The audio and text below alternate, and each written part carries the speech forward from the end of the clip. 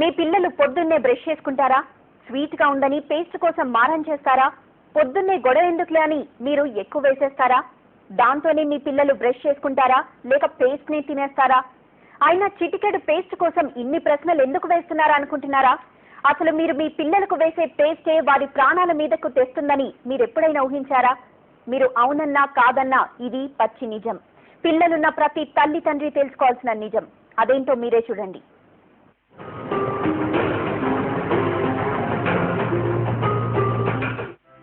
మీ పిల్లల పళ్ళు తళతళా మెరవాలంటే వాడండి మా పేస్ట్. మీ పిల్లల పళ్ళు గట్టిపడాలంటే వాడండి మా పేస్ట్. ఏ టీవీ ఛానల్ చూసినా, ఏ పేపర్ యాడ్ చూసినా ఇలాంటి ప్రకటనలే ఎక్కువగా కనిపిస్తాయి. ఉదయం లేవగానే పళ్ళు తోమడం నుంచే మన పనులన్నీ మొదలవుతాయి. పిల్ల పెద్ద అందరూ పొద్దున్నే పేస్ట్తో బ్రష్ చేయాల్సిందే. అందుకే మన జీవితంలో పేస్ట్లు అంత అవసరమైపోయాయి.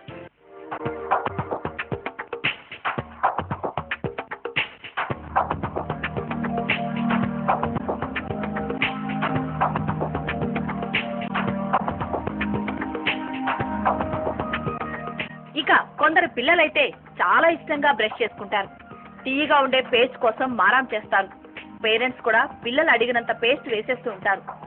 పేస్ట్ టేస్ట్ ఎంజాయ్ చేస్తూ పిల్లలు బ్రష్ చేసుకుంటూ ఉంటారు. కొందరైతే పేస్ట్ ను మింగేస్తారు కూడా. ఆ బ్రష్ చేసేప్పుడు అబ్జర్వ్ చేసామండి మేము బాగా. పిల్లలకి ఇష్టపడతారు, ఎందుకంటే కాస్త తీయగా ఉంటుంది, పెప్పర్మెంట్ ఫ్లేవర్ ఉంటుంది కదా.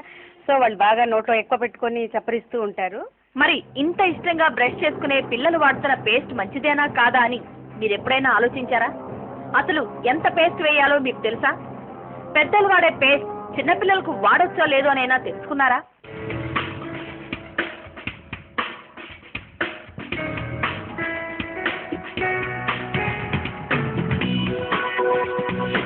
పిల్లల పేస్ట్ వాడకంపై పేరెంట్స్ షాక్ అయ్యే వాస్తవాలు చెబుతున్నారు వైద్య నిపుణులు. సాధారణంగా అన్ని రకాల పేస్ట్లలో ఫ్లోరైడ్ ఉంటుంది. ఇది తాగే నీటిలోనూ ఉంటుంది. అయితే ప్రపంచ ఆరోగ్య సంస్థ సూచనల ప్రకారం 1 పార్ట్ పర్ మిలియన్ వరకు ఫ్లోరైడ్ శరీరంలోకి వెళ్ళొచ్చు. దీనివల్ల ఎలాంటి ప్రభావము ఉండదు. కానీ మార్కెట్లో దొరికే టూత్ పేస్ట్లలో 600 ppmల నుంచి 1100, 1600 ppmల వరకు ఫ్లోరైడ్ ఉంటుంది. ఇదే పిల్లల ప్రాణాల మీదకు తెస్తుందంటున్నారు వైద్యులు.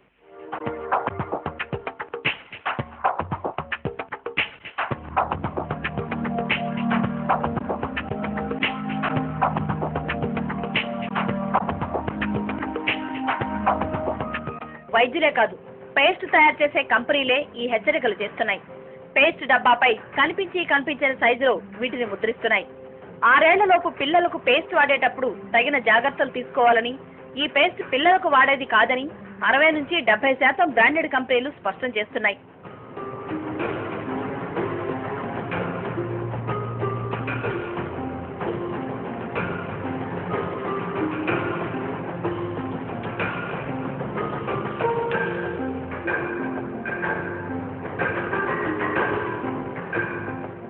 నిజానికి అన్ని పెద్ద కంపెనీల టూత్ పేస్ట్లలోనూ చిన్నారుల కోసం ప్రత్యేకంగా ఉన్నాయి.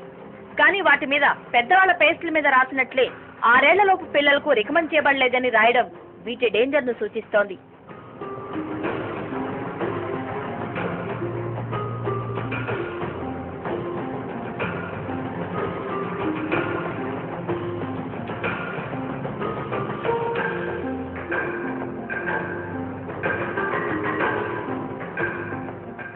ఇలాంటి పేస్ట్ ఎక్కువగా వాడడం వల్ల సైడ్ ఎఫెక్ట్స్ ఎన్నో ఉన్నాయి.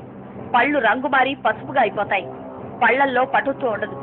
పేస్ట్ ద్వారా శరీరం లోపలికెళ్లే అత్యధిక శాతం ఫ్లోరైడ్ వల్ల ఎముకలు పెళుసుగా మారిపోతాయి.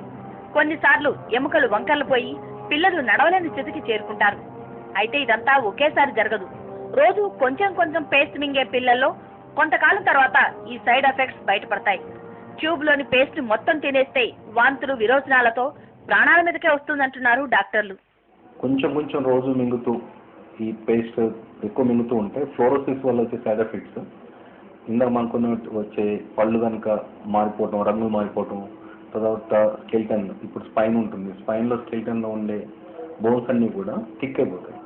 బాగా థిక్ అయిపోవటం వల్ల ఏమవుతుందంటే ఆ మధ్యలోనే నరాల మీద ప్రెషర్ పడి దానివల్ల తిమ్మిలు రావటం, తర్వాత బొద్దుబాన్నట్టు అయిపోవడం, కాళ్ళు చేతులు, ఇంకా ఎక్కువ అయిపోతే ఏంటంటే ఫ్లెక్సిబిలిటీ పోతుంది, స్పైన్ అటు ఇటు వంగే ఫ్లెక్సిబిలిటీ పోయి మేడం ముందుకి వెనక కనాలన్నా కానీ మూవ్ చేయలేకపోయే సిచ్యువేషన్ వచ్చే అవకాశం ఉంటుంది. మెయిన్ ఎఫెక్ట్ ఓన్లీ లార్జ్ క్వాంటిటీస్లో తీసుకుంటే సడన్ సీరియస్ ఎఫెక్ట్స్ వచ్చేసి అబ్డామినల్ పెయిన్, వామిటింగ్స్, మోషన్స్ రావటం, చనిపోయే అవకాశం ఉంది. ఇంత ప్రమాదం ఉన్న పేస్ట్లలో చిన్నపిల్లలకు ప్రత్యేకంగా ఏదీ లేదంటున్నారు డెంటిస్టులు. ఇది వాడండి అది వాడండి అని చెప్పలేమంటున్నారు. హెచ్చరికలు సూచనలు లేని పేస్ట్లు వాడటమే బెటర్ అంటున్నారు. ఏవైనా ఎంత తక్కువ వేస్తే అంత మంచిదంటున్నారు. ఈ పర్టికులర్ పేస్టే వాడండి అనేది we don't have, you are absolutely right, we don't have a specific guideline which says that ఈ పేస్ట్లు మీరు వాడండి పిల్లలకి వాడొచ్చు. there is nothing like that. So we have to search whichever is the best for us, for our children. As a parent you have to search for the best thing, best product, and then go about with it. Antaminchi there is no guideline from IDA, no guideline from WHO, no international guideline, no national guideline. So there is nothing. డాక్టర్లు చెప్తున్న సూచనలేవి ఇప్పటికీ తెలియవంటున్నారు తల్లిదండ్రులు. ఇప్పటికే ఎన్నోసార్లు తమ పిల్లలు paste తినేశారని చెప్తున్నారు.